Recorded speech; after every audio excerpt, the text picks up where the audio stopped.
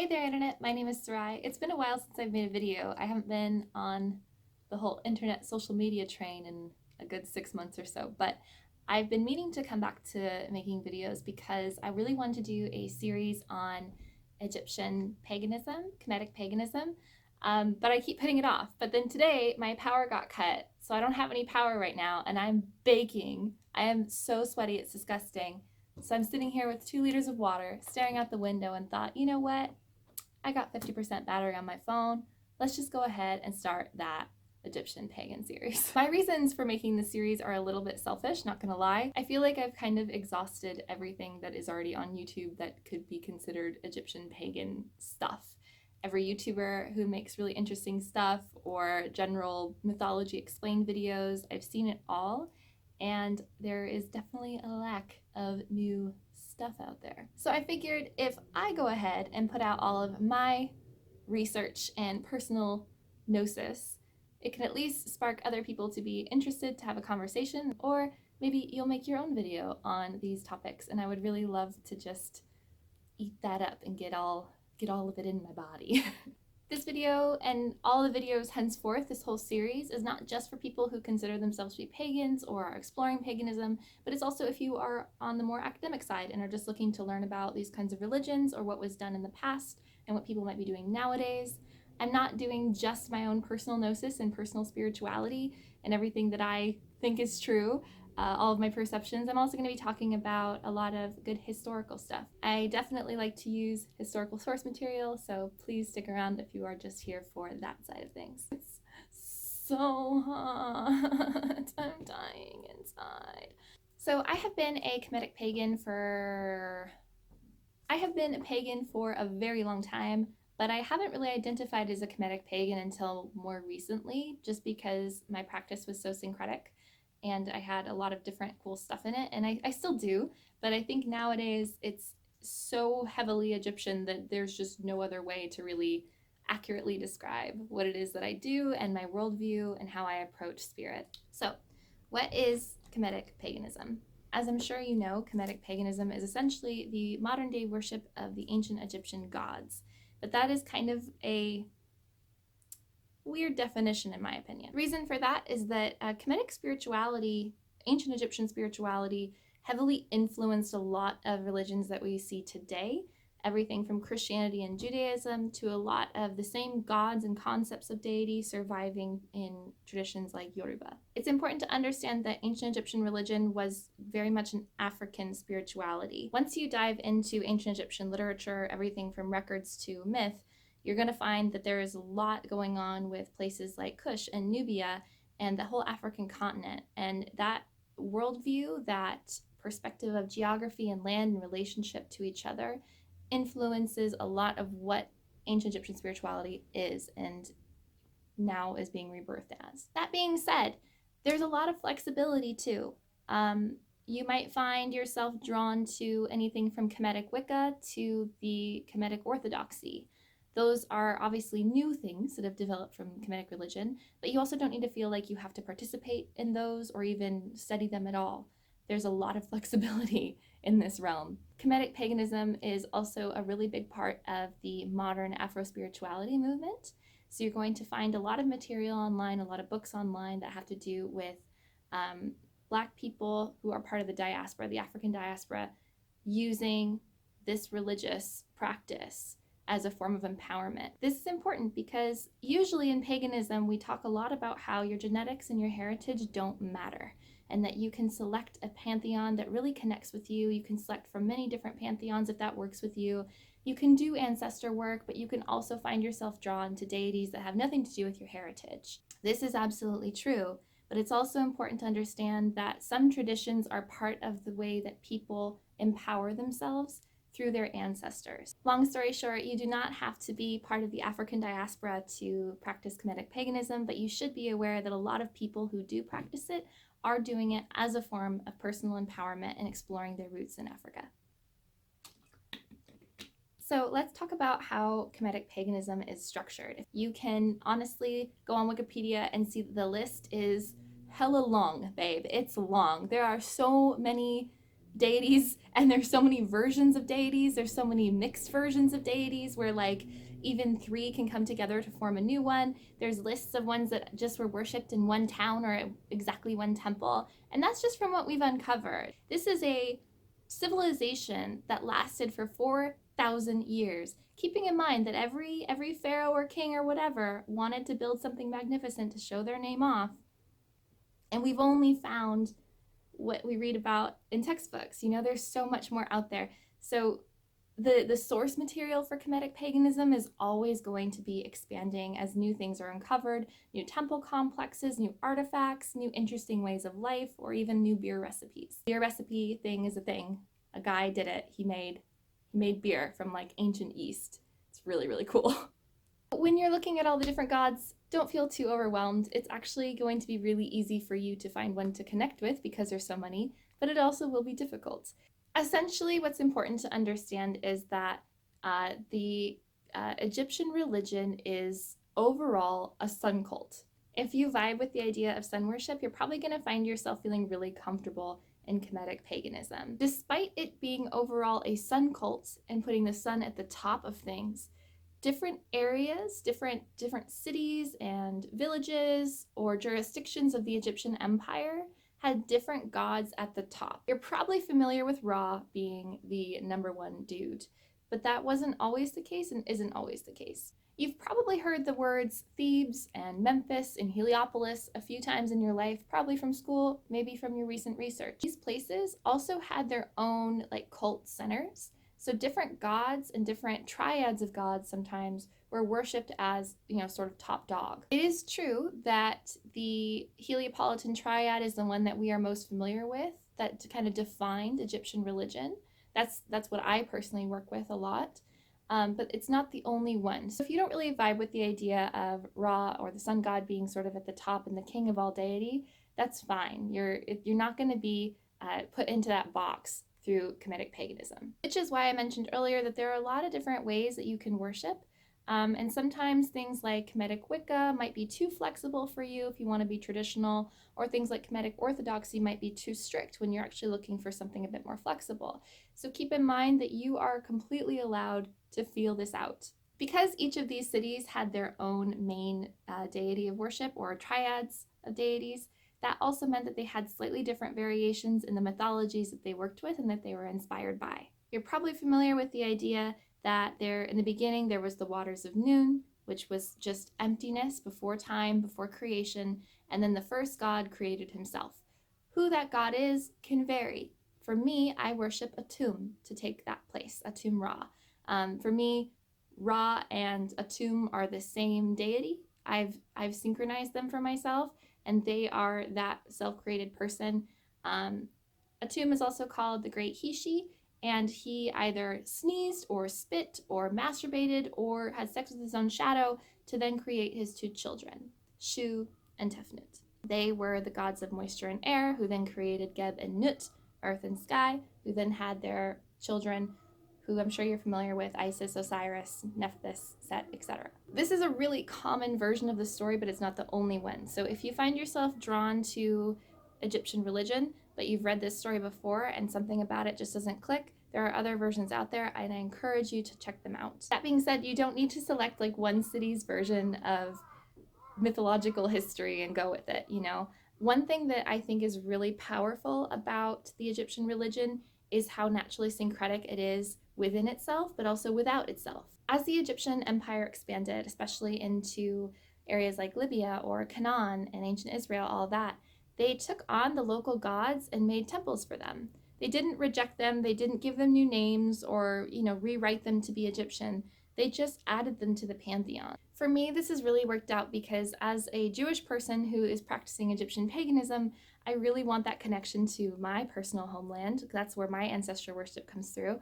So I have the opportunity to not just like find Asherah on the sidelines. I see her as also Katesh, who is this actively venerated being in the Egyptian religion. But if you are interested also in Greek or Roman deity, or if you're interested in Norse deity or Celtic, you have the opportunity to add them to your roster and not feel uncomfortable. It's totally okay to bring other outside gods into the Egyptian religion.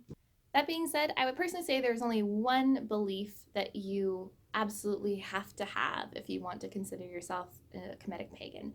There's so much room for variation and customization in the faith, but the one thing that really binds everything together is the idea of Ma'at. You might know of Ma'at as the goddess who has the plume feather on her head, who might judge your heart on the scales when you die. She's also this embodiment of rightness and justice in the world. And that means doing right by people and doing right by yourself. It means being clean and keeping your environment clean. It means being a steward for creation and not destroying it unless you're destroying for creating. Like there are interesting levels of balance. So I think that it's absolutely okay to incorporate other faiths and other faith practices into the Egyptian religion, so long as you remember that Ma'at is the unifier. Ma'at is the glue that makes your heart and your soul attached to Kemeticism. What's cooler than being cool? Fucking hot. Really hot. If you're just starting out with the Kemetic religion and you need like some pointers, you're not really sure where to go, there's honestly not a lot of wrong things you can do. And I'm kind of the opposite opinion of a lot of people. You'll find online that most people who are practiced Kemeticists will die by the idea of formality and ritual. And I agree, but I don't think you need to start that way. For me, I didn't have the resources or the time at the beginning to create the sort of mimicked temple environment in my home that a lot of these worship practices require. For example, I don't have 2 hours to do all the invocations and the ritual and the bathing and all of that at the beginning. I do make time for that kind of thing now, but it comes naturally now, and I can feel out what's required every time and what's not. So I'm not saying you can just be overly casual with the ntrw, with the Egyptian gods, but I do think that some don't require as much formality as others. For example, I worship 9 Egyptian gods, which is like a lot. I started with just one, but they quickly multiplied, and I'm sure you'll find that happens to you too. But I started by worshiping Aset or Isis, and her sister Nephthys came really quickly after that. But over time, after them, I began worshiping Sekhmet and Bast, and then also Seshat came into my life. And then the gods really showed up. After I kind of got comfortable with the goddesses, the gods really came into my life. That would be Atum, who's the great he/she, so, not totally gendered. But so Atum or Atum Ra, Khonsu, Set, and Khnum, the divine potter. So with these gods, I worship them all in very different ways. Like Aset, I feel she doesn't require a huge amount of formality.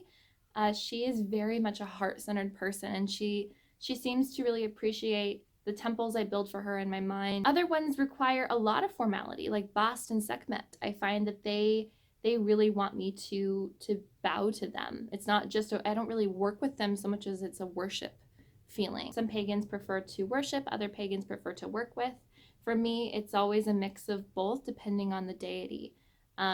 Like for Aset, like I don't find myself in a place of worship so much as I feel like she's my best friend and I work with her on things. Or Seshat, who I feel like complete work with relationship. And then others like Bast or Sekhmet, who it's almost entirely a worship relationship because I feel like they demand that. So don't be afraid to just feel it out. If you're not sure how to start reaching out to a Egyptian god, I encourage you to just take a bath, like clean yourself or a shower, brush your teeth, and clean a little area. If you have or altar space already, clean a little area. If you don't, and put out some bread and some water, light some incense or a candle, say some nice things, introduce yourself, and then slowly eat the bread and leave the water out. Or you can sip it, but leave the water out.